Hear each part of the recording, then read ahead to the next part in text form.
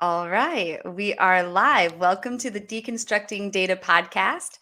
I'm Jessie Lezak, CMO at BDEX, along with co-host David Finkelstein, BDEX's co-founder and CEO. Today's guest, I'm super excited to introduce you to, is Jesse Ouellette, the founder of LeadMagic. LeadMagic helps convert anonymous visitors into customers, and that's anonymous website visitors, which makes it easier to collect first-party data to act upon in many ways, including but not limited to advertisements. Thank you so much for being here, Jesse. If you don't mind, could you please start from the beginning and tell us your full story and what Sure. inspired you to get into being a SaaS founder and creating LeadMagic? Yeah. So, hey, great question. Thank you for having me on the show here. Great to see both of you. Yeah. So, what happened with me was I was an enterprise sales rep for a while. It just kind of got to the end of it, and I was like, you know what? I don't want to do this anymore. I want to do something different. And there was opportunities to become a head of sales at kind of an earlier stage company, but I said, hey, it's probably not that much harder to build, my own product and really kind of focus there and kind of drive home really what I did well in companies, which was around lead generation and kind of helping sales reps get leads into their pipeline and convert them. So I was using a lot of first party data. I was actually working really closely with like the the website managers of our companies, and I would use the log files to basically figure out who was on our website and make my account selections. So I always had deals that other people didn't have. And I also had like kind of an upper hand because I knew what my customers were looking at on the website. And I'd find ways to identify what companies they worked at based on some of the information that they're coming through the website with. The great thing about first party data is you own it. So it's your data. So you can do it what you need to do with it, right? And you can figure out kind of where these people are coming from, the ways that they're accessing your website. And as a result, I was able to select better accounts and really get there. So I started my own SaaS company, and then now I'm kind of growing that, and we try to stay small, try to stay nimble, and try to move fast, really break stuff. That's awesome.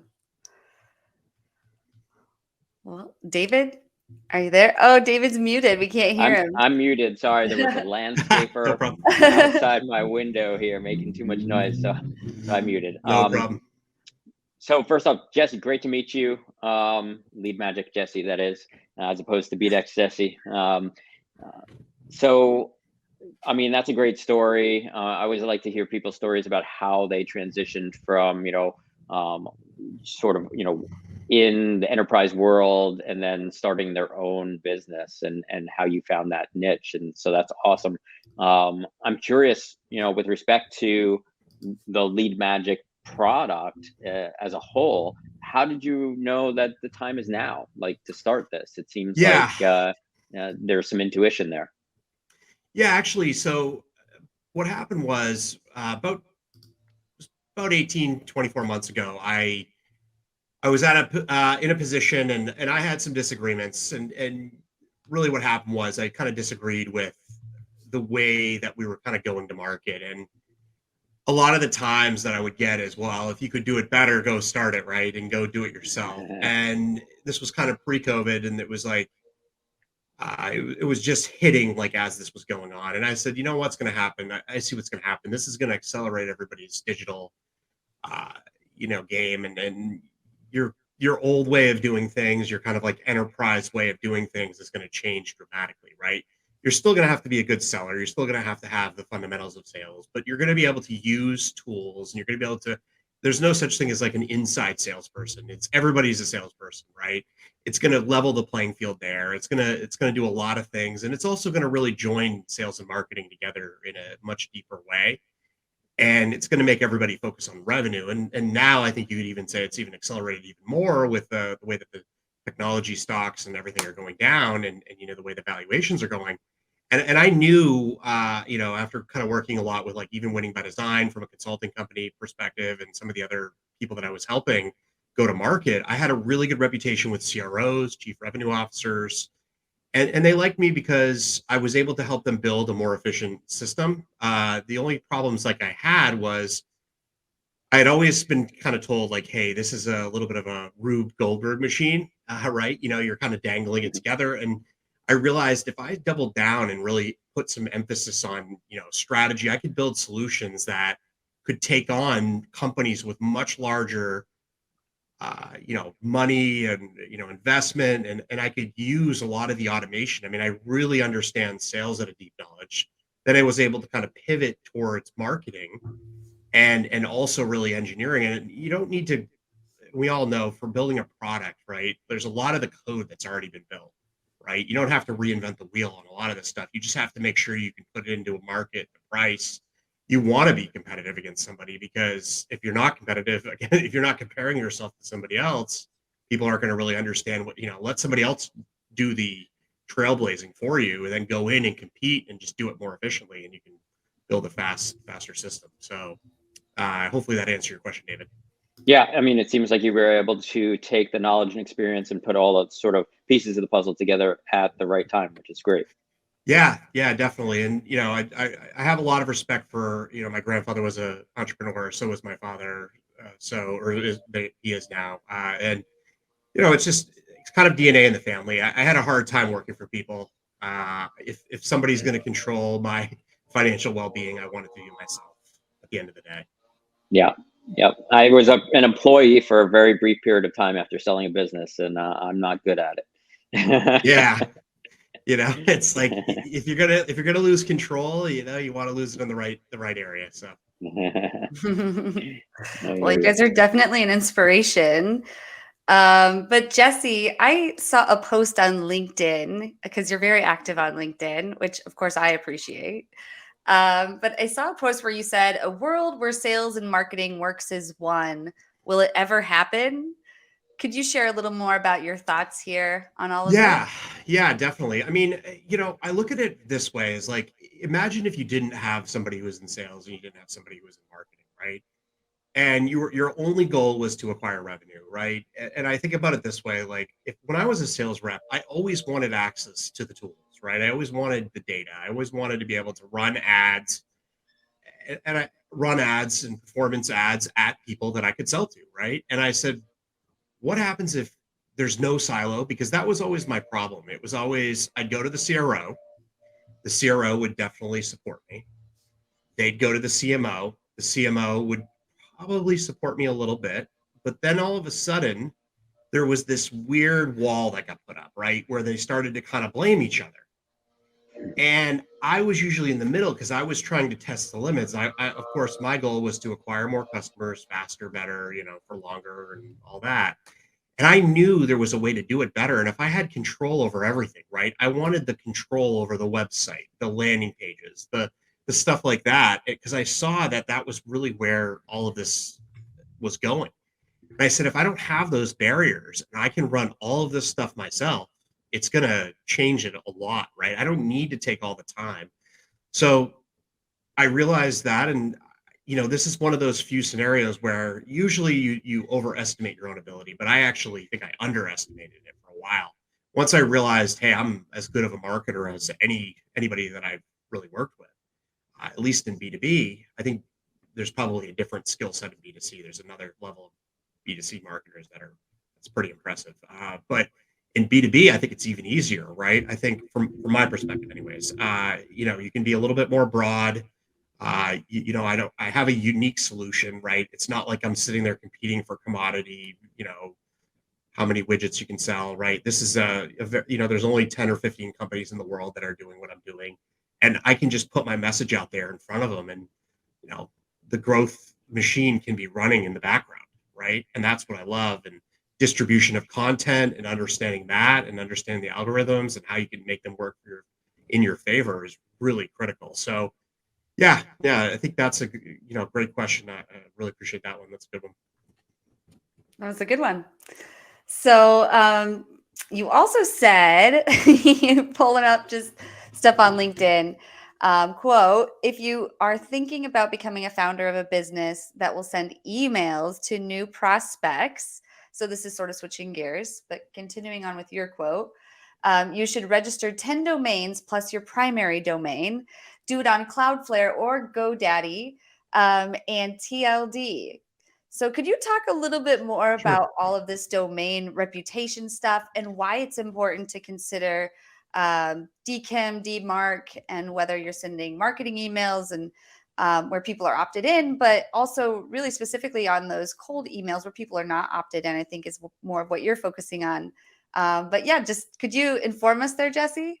Yeah, sure. So what we're finding is, and this was after working with a lot of companies. I was big in the Pavilion, the Revenue Collective. We were getting a lot of SDRs who were saying, "Hey, I'm not really converting anymore." And what happened was, I started to really look at this problem. And what's happened is, since the pandemic happened, everybody's really overinvested, or well, maybe even underinvested actually, but they've underinvested or overinvested, however you want to look at it, into kind of security solutions to block more emails. Now, a lot of this is around just getting less spam, but the main reason they do it is security. So there's a lot of overlap there between security and kind of being able to get your email through. So what we're finding is G Suite and Office 365, which are the two primary systems that people use to deliver email, SDRs are getting much more tough to send emails. So Yeah. what we're finding is you have a company that has 5 SDRs, they go to 6, and they hit this threshold. Now none of the SDRs are getting their emails through. And how So many emails a day do you think those 5 SDRs are sending when they start yeah, to so convert? with bad limits, and maybe you guys even can talk to this in the consumer world. I mean, the consumer world knows if you're doing email marketing, you got to be good at like cleaning your list. And you guys know this a lot better, probably better than me from a data quality perspective. But Yeah. all these SDRs are kind of email marketing. It's email marketing at its finest, right? And David, I'd love to hear your perspective Yeah. because the B2C world is really connected to this. Yeah. It's definitely, it's definitely an issue. It's gotten a lot harder to get your email into someone's inbox.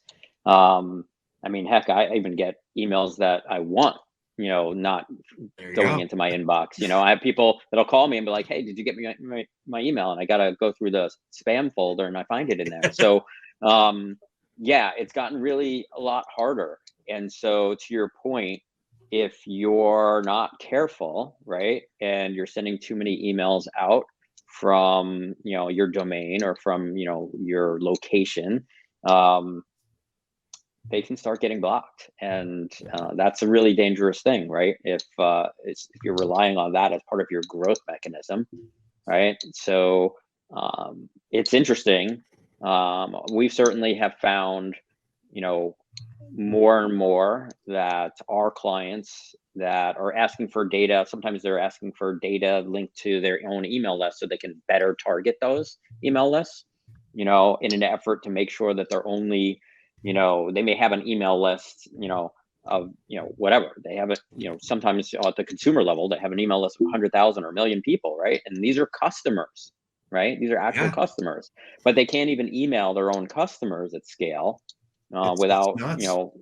without having the same problem. So it gets really important to say, okay, well, you don't have to send an email to 100,000 customers about a new product that you have if that product category is really only going to fit 10% of your customers, right? And so now you have to look at, how do I limit my list to reach only the people that this really applies to, so that I can be more effective about it. And you have to really do fine tune that to to some serious detail in order to make sure that you're not busting up your list and getting to the point where you can't inbox at all.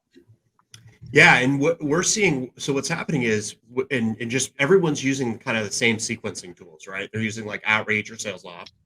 What happens is these tools get brought in, they just get brought in by default. They might have had the tool in another company. And then when they get that tool, they don't put any limits on it, right? So these SDRs can come in and they can send as many emails as they want, which only becomes a problem when your domain gets bad, right? And then if you're over that 3% bounce rate, which is usually like a B2C, you're probably going to be under a 1% in the B2C market, right? Because you're saying a lot more. But like 3% in bounce rate, your domain starts to suffer. You're not getting a 10% response rate. Even if it's out of office negative responses, you still need that 10%. You need to get that engagement going so your domain looks good. Or if you're not getting a 30 to 40% open rate, that's another problem, right? And that's where data quality and kind of what you guys are doing too, we're going to start to see this trend of SDRs are going to have to become B2C e-commerce marketing.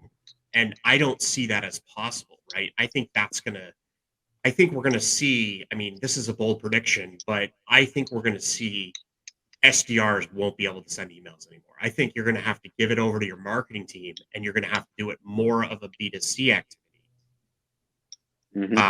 And it's just because let's face it, how could you possibly have a team of 10 people throttling and accelerating your email delivery? Not like it's got to be managed from a central command center, for lack of a better term, with the background that I have. But, it's just, I don't even understand how companies expect to do it right now. Right? Yeah, no, it's a great point. Yeah. And some of these companies have 16, 17 SDRs and they're continually, we're going to see a change there, but you're seeing 16, 17, 18 SDRs on one domain with the same email. They're all using the same email. That you'd never see that as a B2C marketer. They would know like that's not going to NGMI, right? Not going to make it, right? So anyway, that business model is breaking. Yeah, that's where you're starting to see some of these real inefficiencies. And Google has now come out with some updates, and they're going to continually do it. On May 30th is the next update. And on that one, there's some things that they're going to change from what we're hearing that could actually break anybody who's using G Suite as an SDR. Interesting. Yeah. So May 30th, you said? There's a May 30th update. It's called the apps. So it's called the app specific password update. This actually gets rid of anybody who's sending on. Now, it shouldn't impact it, but there's some other things they're adding to it. It basically allows people to use apps that aren't really validated by Google. Now you're going to have to spend the $30K to get your sequencer into Google's App Store. So like a lot of the apps that people are using, Outreach and SalesLoft are covered there, right? But what happens is Google knows if you're using the API through Outreach. And if they see the same email go out of your domain 6 times, they're obviously not going to let that thing go in to another company's email box. So there's all these problems that are going to start to happen. And what I think is happening now is people aren't measuring inbound versus outbound. They're looking at it from like look at our emails. They got this, but it's like, that doesn't count. So I think what's going to happen is you're going to see more growth machines built. Like I've built a couple of these systems where if I told you the stack, you guys would laugh at me. The technology stack that I've used to build them, you'd laugh. But I know they're working way better, right? And I'm hedging my bets on them because the failure, I can have my entire domain fail and I could just switch domains in 2 seconds and it wouldn't even impact me even a little bit. Interesting. So, yeah. Didn't know. I got to put that May 30th update on my calendar and take a peek. I think it's doomsday. I don't want to share all the secrets, but I think that one could be, I think May 30th could be the end of SDRs. No. Cold emailing. If you're over 5 SDRs, May 30th, I think that's the end of SDR sequencing. It'll be interesting to see what happens. Yeah. Absolutely. Well, should we switch gears, David, into identity? Sorry, not to doom and gloom everybody. I know. Yeah. We're going to have to come back to that, though, because the May 30th thing, that's interesting. Doomsday. It really is. Doomsday. We'll keep an eye on that. So like Jesse said, switching gears, want to talk a little bit about identity resolution and how that improves first-party data in a B2B world compared to B2C. Yep. So give me sort of your thoughts on that. Yeah, so what we're seeing really from a B2B perspective is where a lot of people got bad all of a sudden over, because there were kind of a couple ways of doing B2B identity resolution. There's cookies that are coming through from the third party perspective, right? And then there's kind of people who have their own customer data platforms that are kind of tracking on an ongoing basis and figuring out who is coming from what, right? So what I'm seeing from an identity resolution, so I'll just give you a breakdown of my traffic. I'm seeing about 35% bots hitting my website now, right? Or any of my customers' websites, right? So sense.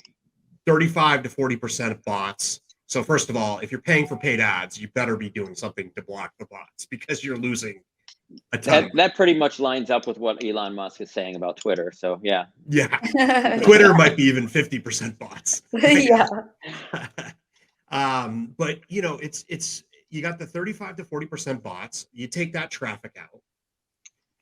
And what you got to look for is ways to identify people with where you can kind of, there's really these two types of identities that you're looking at, right? There's people who are using first party data that understand it and are able to identify it. Now, when I was a rep, I never really enjoyed looking at third party data because I would always say the only one I really actually liked was G2 Crowd, but like even that, Yes, I'm always bringing up G2 internally, David. So I'm glad you mentioned it, Jesse. If I don't run the website, I start to question, like, all right, I want to find out how they got the traffic into the website. Yeah. Right. And that's been my biggest thing, because I've seen some of the solutions out there. They will put content out there, and look, if I need to get people to hit a website, I will put so many people on your website. You would have a problem with you might run out of bandwidth, right? But that's what's happening is, like, when you incentivize a company to take a bunch of data and then send it back out, they're going to naturally, just for their own sake, they're going to send you back crap. So what I would always do is I'd always say, wait a second, I don't want any of the third-party data. Please do not mix that in, right? Keep that on its own island, because I only want to know who's on our site. So whenever I was working with marketing teams, I would explain this to them. I'm like, listen, I know they have an SEO website and it's tracking well, and I know why they think that that's good traffic, but I'm going to tell you, for our customers, it's not. So the only stuff I used was first-party data. Now, that's getting harder to kind of resolve based on the fact that there are fewer third-party cookies coming through. And what we're really seeing is, storing that data and kind of keeping it for a longer period, but obviously updating all of your records and GDPR and all the stuff. We're seeing that if you can kind of target the people who come to your website, and you can kind of figure out who they are, and somebody comes in from a Wi-Fi, you can kind of figure it out. There's ways, and then you just kind of, it's not about the person though, it's about the company, right? You have to be more broad. One of my biggest problems with LeadMagic right now, I always get this objection: who is it at that company?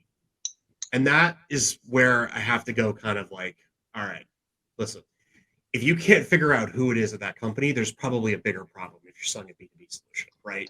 Get on LinkedIn and figure out who it is. Like, I don't want to be in the business of resolving, B2C contacts.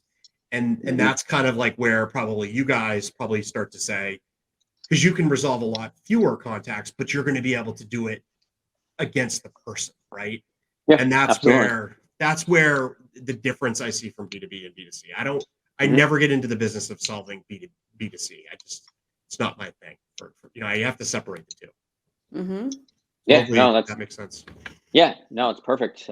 Makes perfect sense. It is a different world when you're in the B2B versus B2C. And yeah, to your point, if you know the business that is, somebody from a business is visiting your website, you're selling, a product to, marketers, then you need to reach the marketing team inside that company, right? So, Yep. Obviously there's plenty of ways to do that, and LinkedIn obviously being one of them, as you mentioned. Yep. So yeah, I mean, obviously there's no need at that point to resolve to the consumer themselves, and I think that's making an excellent point. And it's just a different need when you're selling a consumer product, for example. Yeah, and I totally get the need for B2C too, right? Because if you can resolve even one or two people, like, that could be like a lost sale, like if they're in an abandoned cart, but you're dealing with a higher volume of traffic, and like, it just would be a hard value prop for me to even talk to a B2B company that gets maybe 5,000 people a month on their website and say, hey, I only could resolve maybe one or two of these people, right? They'd be like, well, we're not going to pay you anything. Yeah, that's not right? yeah. Yeah. So Yeah, I mean, obviously what you're doing right now is providing a lot more value than that. So that's great. yeah. So Absolutely. I've had to kind of like, and look, it's funny because technology like mine, I'm not going to go and say I'm breakthrough or like it hasn't been out for a while. I think the secret sauce is in how you present it to your sales team and how you get your sales team to mobilize. It's almost a process problem, and we found this out by selling a lot of it. And we see the other vendors that are in this, that are doing this. And another conscious decision we've had to make is, do we give the data back to the customer to put into their own customer data platform? And the answer is yes. We've decided to do that. And the Yeah. reason why is because we don't think companies that run these big, expensive ABM solutions are going to make it, right? They're trying to run a customer data platform, a CDP, on the outside of yours. And once their marketing team becomes savvy enough to figure out how to run one of these CDPs, they're going to just want the data. They're not going to want they don't Yeah. want the whole platform behind it. Yeah. I mean, your goal is to make it as actionable as possible, right? Right. So they're going to lose that market fast. And I think this is going to completely disable the ABM market. My prediction is that the ABM market, all of the vendors are going to have to give the data back to the customer, because a savvy customer would never let another I would never let a vendor that didn't give me the data. I want to put it in my own customer data platform. Yep. Right. And I give people that. I actually allow them to do a callback so they can actually go put it into their own, against their own record and their identity. So look, I just, that's something that I think is going to happen. And from a data quality perspective, right? Like you could put it in there and tag it as, hey, this is what LeadMagic thinks. And I think you're going to see a real, once people understand what an ABM vendor is actually doing, that's going to really destroy that whole ABM market. I think there's going to be a cannon blown through that market. I don't think any of those big ABM platforms are going to survive. Yeah. Totally. Anything you want to add on identity resolution from the B2C side, David? Yeah, I mean, obviously, it's a big talking point right now, from a privacy standpoint, right? And so I think that there's a lot that's going to change down the road on the B2C side when it comes to identity. Everybody's worried about privacy, and there's all the changes with iOS and so on, and cookies. And there's, I don't know, there's probably somewhere between 50 and 100 different companies that have come out with their own ID of some sort, right? But I don't think, I've said this a number of times, I don't think any of those IDs are the IDs of the future, so to speak. I think they're all just marketing ploys to get you to want to continue to do business with them, while the industry tries to figure out what the heck is going to happen. But I do think that there is a long-term solution to this that will enable sort of the consumer to have some form of transparency and trust with respect to data and their identity on the internet. But I don't think that product exists yet. I think that it is a product that will circulate around consent management, where the user consents to certain transactions with respect to data and their privacy. But it's a fundamental change in how the ad tech ecosystem works today. And so I don't think that we're there yet, but I think that it'll happen. I'll tell you where I get nervous as a consumer, and this is where what's happening. I see a lot is like, there's a lot of breaches that are happening, right? We're seeing it almost every day. There's a new company that has a breach or something like that. Yep. I'll even look like my wife, when we got married 3-4 years ago, whatever it was. Well, I should know the exact date, but when we got married, when we were looking through I was looking at the breaches and I'm like, wow, minted.com got hacked, right? Unfortunately, right? And there's some private data there, right? It's nothing crazy, right? It's like personal email, and it's there, and I look at it like that data is now available, right? And I could do a lot of work to get that off lists. And I think there's this like kind of unknown factor. And I look at a lot of even these B2B data providers, right? The self, and I always like kind of question back and forth, like, God, there's a lot of data out there. There's a lot of information on people, and it's available in places, and you don't know who's using what, where, when, how, why. And you just look at that and you're like, man, that just stinks that you're like another company. You gave another company your information. They got breached. And then now they're selling. Now you've got data providers that are selling that data back to people. And like, that's happening a lot of areas. There's a lot of like, it's definitely legal in certain parts. It's just the being ethical about it, right? And it's just like there's a lot of those questions, and the laws are so far behind, like way behind, right? Yeah. And I mean, Europe's got a little bit more there, but like it's still pretty weak comparatively. And you just look at how far ahead the data providers are. I mean, I know there's been a lot of talk on this, but look, I benefit from some of it, right? But I also look at like the way that some of these companies go to market, and you got to know who you're doing business with and things like that. But I know there's some really, really sneaky ones out there, and there are. There absolutely are. We could probably have an offline discussion on that one, but like it's just like a whole. I mean, it's a very weird, interesting spot right now for data providers to be in. Yeah. I can vouch for that. I mean, we have a really strict vetting process for data companies that want to participate in our platform. But we get inquiries all the time. Somebody will send an email and be like, "Oh, hey, I have 1 million social security numbers and this and that and this tied to it," and I'm just like, "Geez," and they're like sending us emails to our info inbox. Proposing to give sell you whatever you stuff. want. Jeez, it's crazy. really scary. It is scary, and I think to your point about data breaches and just not knowing who has what data, I think that's the biggest problem today, right? Every website you go to, you click a button and you're saying okay, and you're letting them track something about you, right? Because it's like every website you go to right now has this button.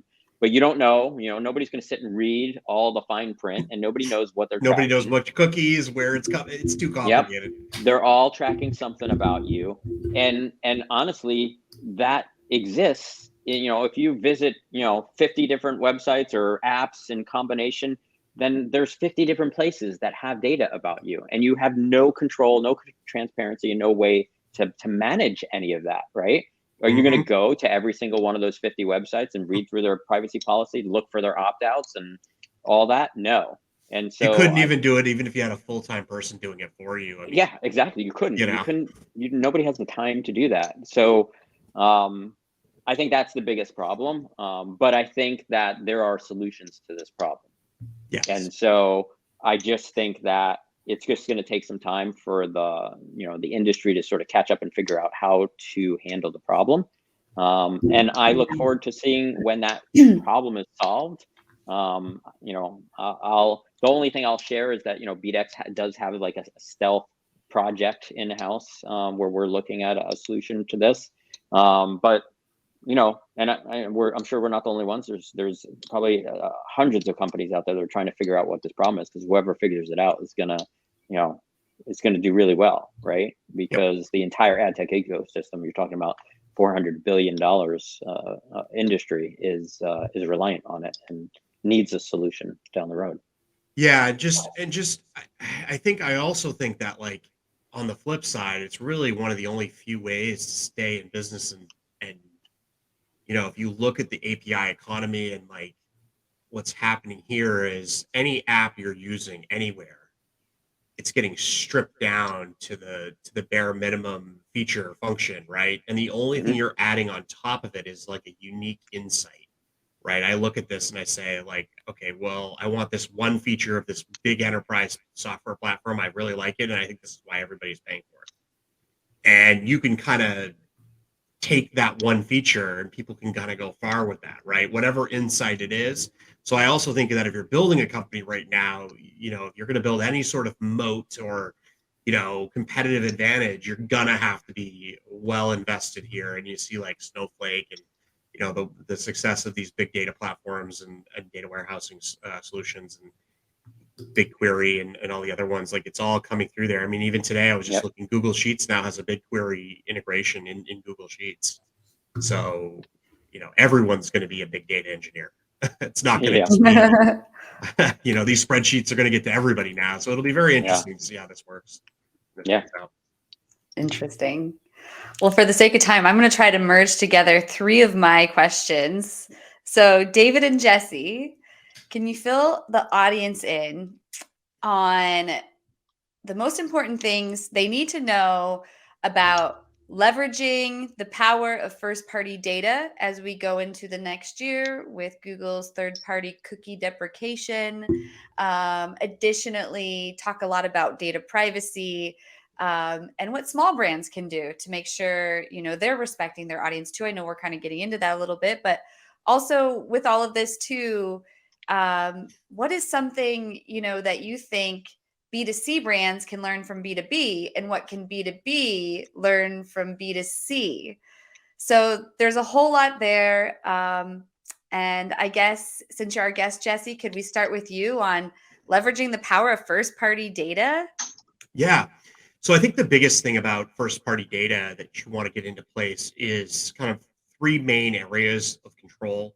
So really security as number 1, right? For data security, data privacy, right? And if you don't have this expertise in house, you need to figure that out. So when you do lose the keys, if you lost the keys to the treasure or whatever you have in your business, you're not losing everybody's password or the hat. You're not losing it all with you.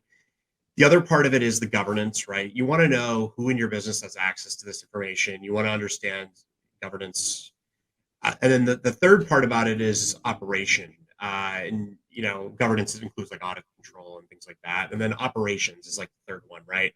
So you want to apply some people to this problem, and you want to hire people that are kind of data ops, right? I've also found a lot of revenue ops and even marketing ops. I find very few that have really specialized in data ops. You're going to need to bring some technology people into your marketing and your sales organizations. Definitely. And I see security, governance, and operations as being the main pillars. And if you can kind of get these areas in, you then probably are in a point where you could start to manage some of the first party data. And there's just, when you're looking at potentially sensitive information that's coming in, I mean, who knows? I look at the logs sometimes and I say, I can't believe I was transmitting this information to my website.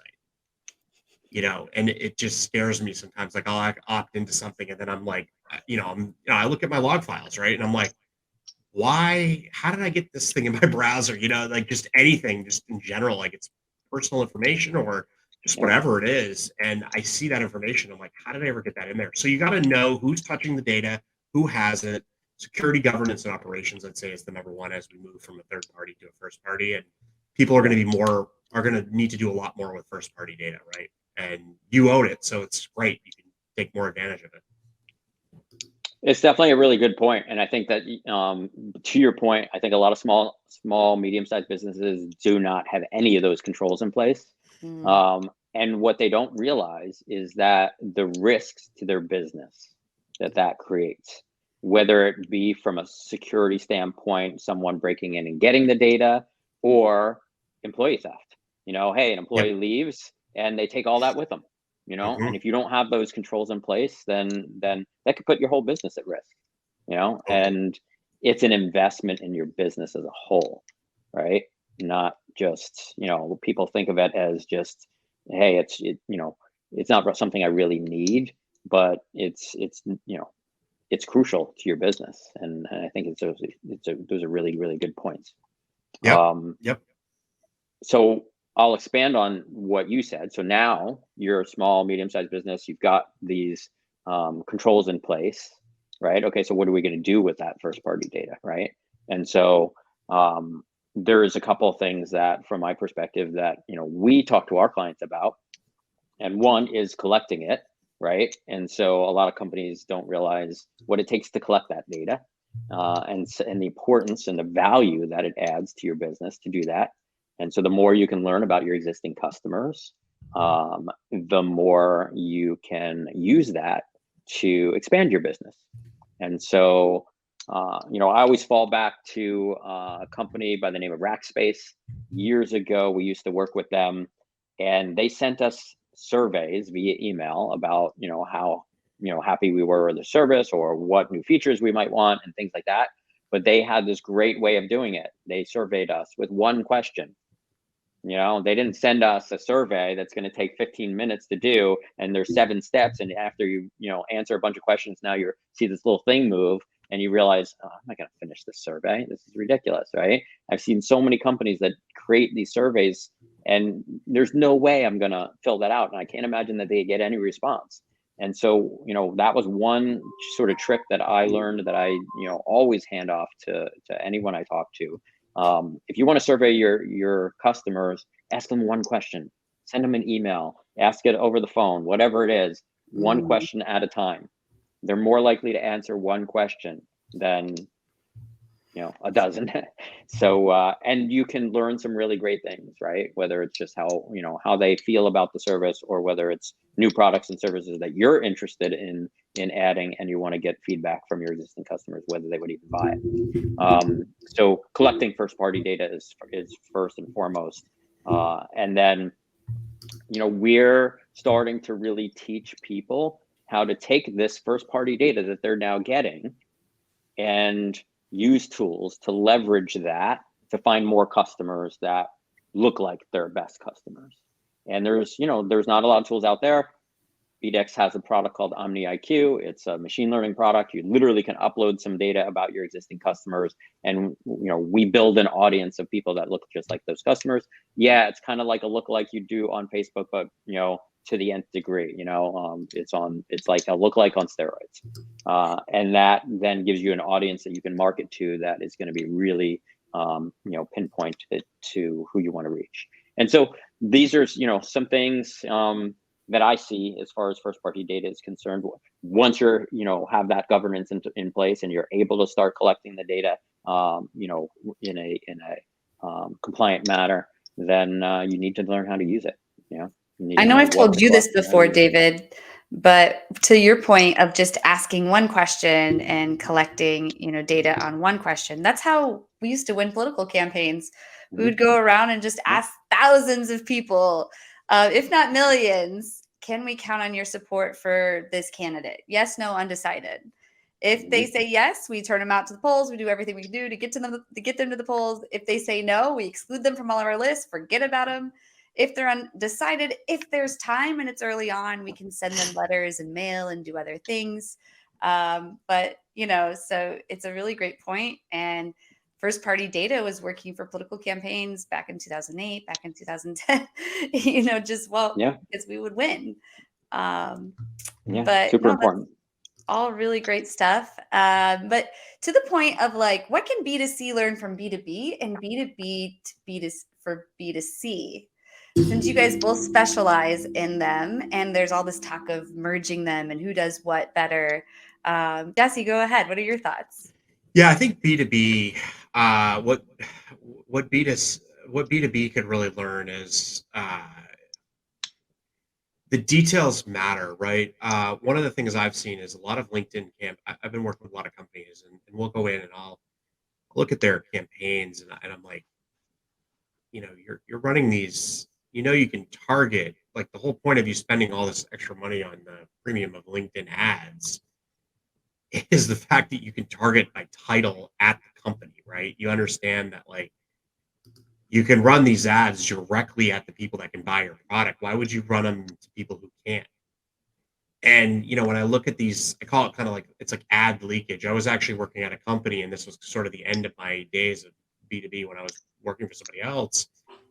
They were spending $80,000 a month, and what was happening was they were running ads to the wrong country based on a couple of settings, and it was like blowing up a Ferrari on their front lawn every single month. And I was looking at it, and I was in sales, and I was like, listen, I'm just gonna I've looked at how this ad is getting ran. It's getting run to a country that we don't actually have one sale. It's whatever UTC. Midnight, whatever. So there's no one in the US, which is where our entire sales team is getting this ad, and this is an $80,000 a month spend. And it just went way over. It was like, let's just get a tool to figure that out. Right. And that's kind of what I see in B2B. And I think B2C doesn't seem like they do. I don't see that as much. Like when I talk to I have some people that are really good at B2C marketing that I work with a lot. And when I talk to them, that kind of behavior just doesn't seem to happen that much. Right. Like that's somebody's job. Right. And if they do that, they're not employed anymore. Right. Like, right. And I think that's where B2B really, not to kind of go after the industry that I'm serving, it's that stuff like ad spend. I'm just like, you can't sell your product to those people that you have that ad going to. Why would you send them that ad? And then I see other people who are sending direct message ads too. That's another one. It's like, why would you send that message to that person when you could just use a sales rep to send it? You're paying $1. Why wouldn't you just send it directly? Just connect to them on LinkedIn. So anyways, that's the areas. Like I see targeting in B2C a lot better. I don't see as many of those, like, I guess you call them, it's like a baseball analogy, unforced errors, right? I see a lot of that in B2B, and I don't see that as much in B2C. And I'm actually tracking the ad spend of all the B2B companies, and it would shock you at what some of these companies are spending. Some of these companies that are going to have these massive layoffs pretty soon are spending on ads, on Google ads, and most of their customers aren't on Google looking for their products. So that's why I'm like, what are you guys doing? But anyways, that's kind of like what I think B2B could learn from B2C. Hopefully that was kind of what you're looking for. Yeah, no, that's great. And I guess I'll go in the other direction. I'll just say, look, the B2C world obviously spends a lot on advertising, but what I see B2B doing is using a lot more tools. And so I don't think that there's enough tools in the B2C world. I think in the B2C world, they think of social media as a tool. And they're just like, oh, well, I can advertise on TikTok because everybody's advertising on TikTok, and I'll just reach lots of people because there's lots of people there, and I'll target, right? So they're using the data that's in, TikTok or Facebook or whatever to target. But I don't think that there's a lot of tools being used the way that B2B marketers use a very long list of tools to manage, their marketing efforts. And there's, the MarTech stack is huge, and there's a lot of different options out there. But I don't think that there's a huge MarTech stack for B2C as much. Yeah, you make a great point there. Interesting. So lessons learned. B2B, B2C. Don't blow up Ferraris on your front lawn. Absolutely. David, do you want to ask any more of your questions here? You know what? I mean, if we have time, we had a couple other questions. Oh yeah, we are 7 minutes over. Are you both okay with time? Yeah. Yep. All right. So I had a question about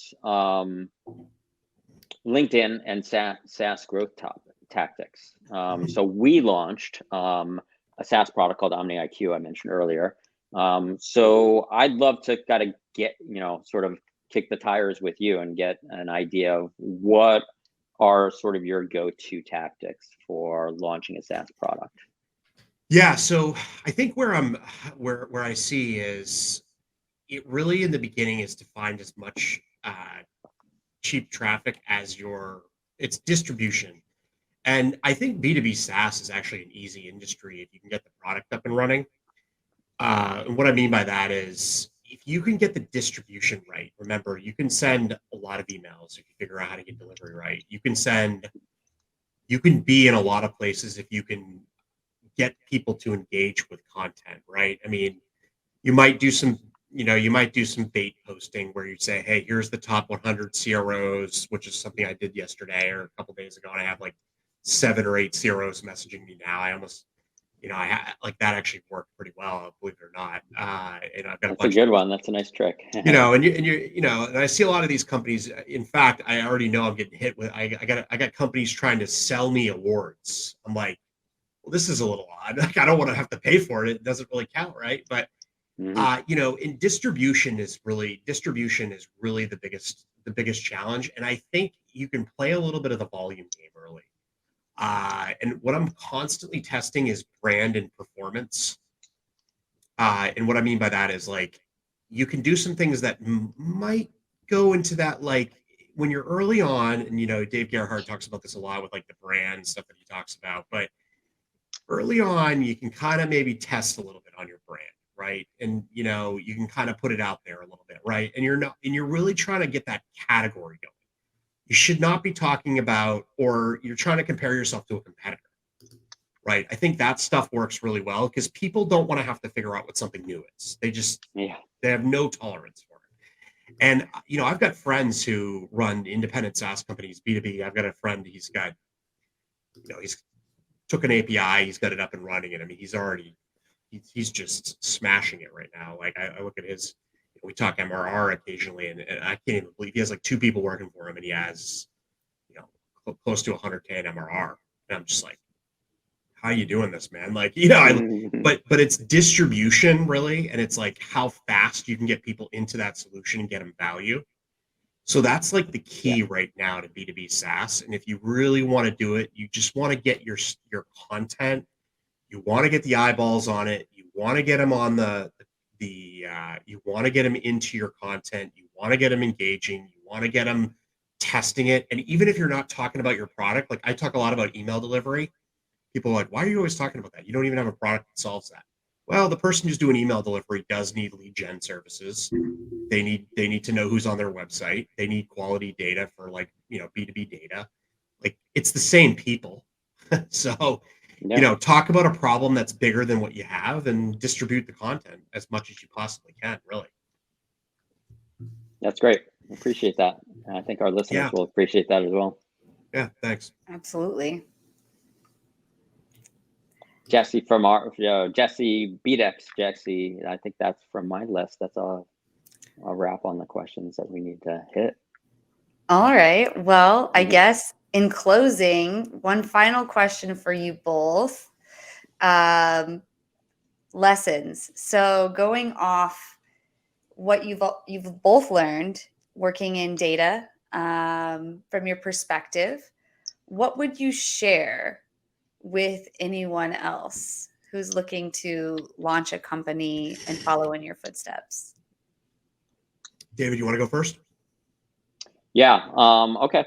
Yeah. Launching a company, that's pretty broad. But I'd say that, if we're talking about being data centric, not necessarily the business itself, but what we should, what I would recommend to them is, I think, honestly, I think it goes back to what Jesse said earlier. I think that you need to collect data. You need to do it in a compliant manner. You need to have the governance internally to control it, or you're putting your business at risk, right? And so I think the importance of collecting that data, managing it in the proper manner to protect your company as a whole and protect your company's future is super important. And then leverage and use that data. There's so many companies that collect data and they never even use it. They don't even know why they're collecting it. And so I think that, going full circle to our conversation, I think those points we discussed earlier are probably the things that I would recommend most. That's great. Yeah. And for me, there was a lot of sales training that I took, and one of the ones that force management's pretty well known. And it's funny, even if I'm in sales, marketing, it doesn't matter. I think you got to really dial in the reason if you're starting a company, get the 4 questions. There's 4 questions that like they just hammer into you. And if you can't answer these, if you can't tell people how they're going to save money or time, right? The 4 questions are: what problems do you solve? How do you solve those problems? How do you do it differently or better? And what are some of the proof points? Those are like the 4 main questions. And if you write those down and you truly know the answers, and then go test it. And one of the things that I tried not to do is it's easy as a founder. The biggest problem I've had is like, it's easy as a founder to have kind of that survival bias. Like you've made it this far, you've kind of done it however you've done it. You've figured out a way to start a business and not fail. Don't keep going that way, because always listen to everybody, feedback wise. Like it's very easy to get your head big and then just like people can prop you up but I like to listen to people that I just, even if I, whatever my level, I like to listen to a lot of different feedback. Even I hate having like, I want somebody to tell me something's wrong, right? Like if I'm not hearing like there's, you just got to feel that everything's going to fail every day, right? I You know want data. yeah, and you want to be Yeah. able to track it, right? And I think that's really the biggest thing is that if you can't answer those 4 questions, you can't tell people how you can save money or time, or you just really that. And it's easy as a founder to be like, whatever, I'm doing well, or it's successful and it's going to work, and your company's doing well. But at any given time, like we even look right now, if you were a company that raised a $4 billion raise, and now you're looking at Confluent is now worth $4 billion. And you're like, well, I'm nowhere near Confluent. Like if you're like in that enterprise software market, and now you're cutting 20% of your workforce today. There's a few companies that have done that today. If you've looked, I look at that like, geez, you probably should have had that on your agenda. Like you probably should have saw that coming in some ways. Like you probably shouldn't have hired against that. And it's just risky. I mean, it's a very, I wonder what some of these founders are doing with some of this money. And I just, well, that's gone on for a long time, but as far as people raising money and then just blowing it, right? But I think to your point, just if we want to just talk about business advice in general, I always recommend to any new founder to read E-Myth Revisited by Michael Gerber. To me, it's the entrepreneurial Bible, and I'll so put that right on my list. Oh yeah, no, that's one that has to be read, because I don't think you can start a business without reading this book to some extent. I think it changes the way you sort of get off and running, and it gives you a foundation. And so I always recommend that to everybody. It's essentially the Bible when it comes to E-Myth. It stands for entrepreneurial myth. And that's Michael Gerber. So I'll give him a little plug. I've seen him speak. Great, that's a great one. I'm gonna pick that one up. Yeah, it's like I said, it's the Bible as far as I'm concerned. Awesome. Where everybody should start. Yeah, I really enjoyed this. This was a great conversation. Really great. Some good nuggets. Yeah, likewise, Jesse. Thank you so much. I guess in closing, we would love to get input from the listeners about, our new podcast, Deconstructing Data. If there's any guests you think we should have on, Jesse, if you know of anyone, we would love to hear from you as well as like what questions do you have about what's going on in marketing and data and machine learning and advertising and identity resolution. We'd love to get into it. And our goal is to share knowledge and educate our audience. So please share your qualitative data back with us with your feedback. And send it to info@bedex.com. So Jesse, do you know anyone that you'd like to recommend for the show? Who I've been liking a lot on LinkedIn. I forget his AJ. He runs a lot of the LinkedIn ads. AJ Wilcox, I believe, is he runs the LI ads agency. He's pretty consistent. And I think I would like to just hear a little bit about how he might, there's going to be a kind of a mix of, now that we can get better targeting and he's really, I really value his benchmarking and kind of like, I think LinkedIn ads is an area where I think there's a lot of room for improvement. And this is after I've kind of gone through some of these ads, and I think you guys have a pretty good story there. AJ, I really like his stuff, and man, he's just very interesting, and he's got a really good kind of approach, data driven. He can spit out the numbers of benchmarking and what ads you should be running where, and I've learned a lot from him. Well, we'll look him up, and AJ, if you're out there listening to this, give us a call. Absolutely. I've already tagged him in the comments of this post and looped in him and Jesse, and I'm connecting with him now. So I'm a big fan, and he probably knows it, but like he's the goat of LinkedIn ads, that's for sure. You cannot find anything on LinkedIn ads without him, and I've tested. He knows his stuff really well. Well, I'd love to learn from him. Well, thank you both so much. It's been a great time talking with you, and I think our audience enjoyed it too. So I hope everybody has a great Thursday. Have a great one. Have a great Memorial Day. Thanks, Jesse and Jesse. Bye. Thank you.